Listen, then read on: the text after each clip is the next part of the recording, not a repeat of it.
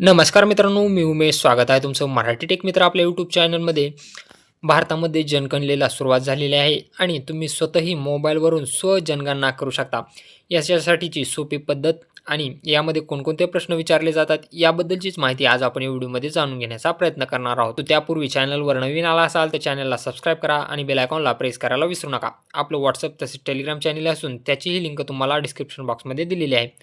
यामध्ये महाराष्ट्रासाठी स्वगणना म्हणजे तुम्ही स्वतः यामध्ये प्रश्नांची उत्तरं देऊ शकता.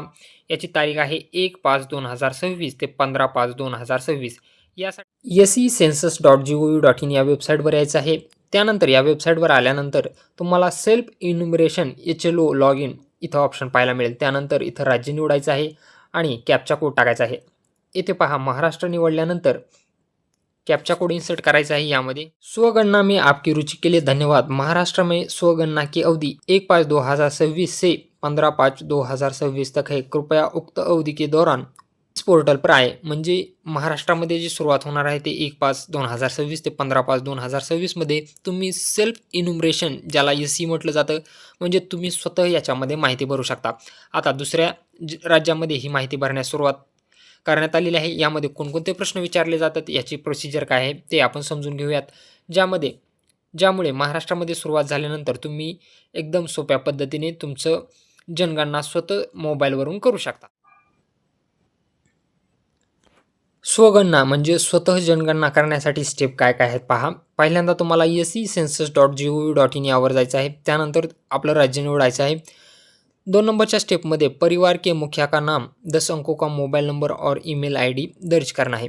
म्हणजे या ठिकाणी हेड ऑफ फॅमिली जे तुमचा घराचे प्रमुख असतील त्यांचं नाव, मोबाईल नंबर आणि ईमेल ID द्यायचा आहे।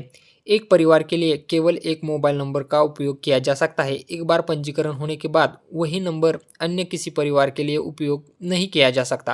म्हणजे एकच मोबाईल नंबर तुम्ही एका परिवारासाठी वापरू शकता, तो नंबर परत तुम्ही दुसऱ्या परिवारासाठी वापरू शकत नाहीत। त्यानंतर सत्यापन और स्थान पहचान, भाषा और OTP सत्यापन, अपनी पसंदीदा भाषा चुनें और पंजीकृत मोबाइल नंबर पर OTP दर्ज करें। स्थान विवरण दे, जिला चुने, पिन कोड, गाँव, शहर, क्षेत्र की जानकारी दर्ज करें।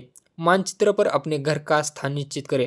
म्हणजे तुम्हाला OTP टाकायचा आहे, भाषा निवडायची आहे, तुमचा जिल्हा, शहर निवडायचं आहे। त्यानंतर मॅपवरती तुम्हाला तुमचं लोकेशन मॅप करायचं आहे, म्हणजे तुम्ही कोठे राहत आहात त्याचा मॅपवरती तुम्हाला पिन करायचं आहे।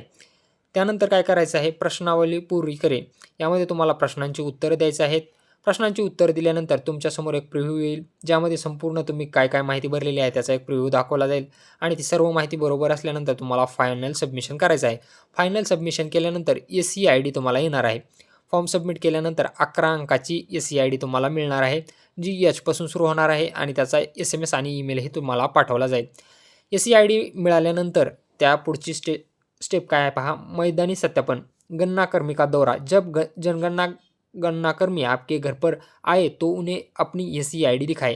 म्हणजे जे जनगणना करणारे अधिकारी असतील ते तुमच्या घरी येतील। घरी आल्यानंतर फक्त तुम्हाला तुमचा SE ID त्यांना द्यायचा आहे, ते अन्य कुठलीही माहिती तुम्हाला विचारणार नाहीत। ID मिलान के परिणाम, यदि SE ID पहले से मौजूद रिकॉर्ड से मेल खाती है तो जानकारी की पुष्टि कर दी जाएगी, नहीं तो गणनाकर्मी नई जानकारी दर्ज करेंगे। म्हणजे तुम्ही भरलेली जर माहिती सर्व योग्य असेल तर तुमचा फॉर्म हा सबमिट केला जाईल, अन्यथा जे अधिकारी आलेले आहेत ते त्याच्यामध्ये काही दुरुस्ती करायची असतील तर ते दुरुस्ती करून तुमचा फॉर्म सबमिट करतील।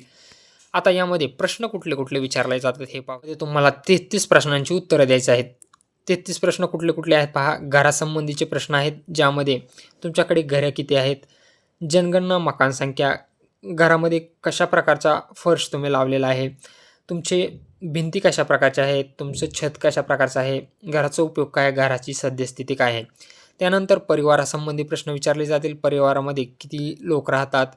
त्यानंतर मुखियाचं नाव विचारलं जाईल, मुखिया स्त्री आहे की पुरुष आहे विचारलं जाईल, त्याची जात विचारली जाईल, तुमचं घर स्वतःचं आहे का किरायाचं आहे, त्यामध्ये किती खोल्या आहेत, घरामध्ये किती विवाहित लोक राहतात। त्यानंतर जल स्वच्छता एवं ऊर्जा संबंधी विवरण, यामध्ये तुम्हाला पाणी जे आहे त्याची उपलब्धता आहे का, ते कसं मिळतं। त्यानंतर तुमच्या घरामध्ये लाईट आहे का, शौचालय आहे का, शौचालय असेल तर कशा प्रकारचं शौचालय आहे, तुम्ही घाण पाणी कुठे सोडता, तुमच्याकडे स्नानगृह आहे का? रसोईघर म्हणजे तुमच्याकडे LPG, PNG आहे का? स्वयंपाक करता आणि तुमच्या परिवारामध्ये मुख्य अनाज म्हणजे तुम्ही काय खाता? त्यानंतर घरेलू उपकरणं उपलब्धता. तुमच्याकडे रेडिओ आहे का? टीव्ही आहे का? इंटरनेट सुविधा आहे का? लॅपटॉप, कॉम्प्युटर आहे का? टेलिफोन, मोबाईल फोन आहे का? सायकल, स्कूटर, मोटरसायकल आहे का? कार, जीप, व्हॅन आहे का? मोबाईल नंबर जनगणना हेतू घेतला जाईल. अशा प्रकारचे 33 प्रश्न तुम्हाला विचारले जातील आणि त्याची माहिती तुम्हाला सबमिट करायची आहे.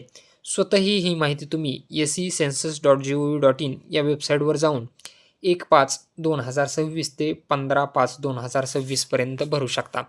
ही माहिती कशी भरायची? 1 तारखेपासून आपण हा व्हिडिओ पब्लिश करणार आहोत. याचा डेमोही तुम्हाला पाहायला मिळेल आणि यामध्ये तुमच्या काही अडी-अडचणी असतील तर त्याही आपण सॉल्व्ह करण्याचा प्रयत्न करणार आहोत. त्यामुळे चॅनलला सबस्क्राईब करा. व्हिडिओ आवडला असेल तर व्हिडिओला लाईक करा आणि मित्रांसोबत शेअर करायला विसरू नका.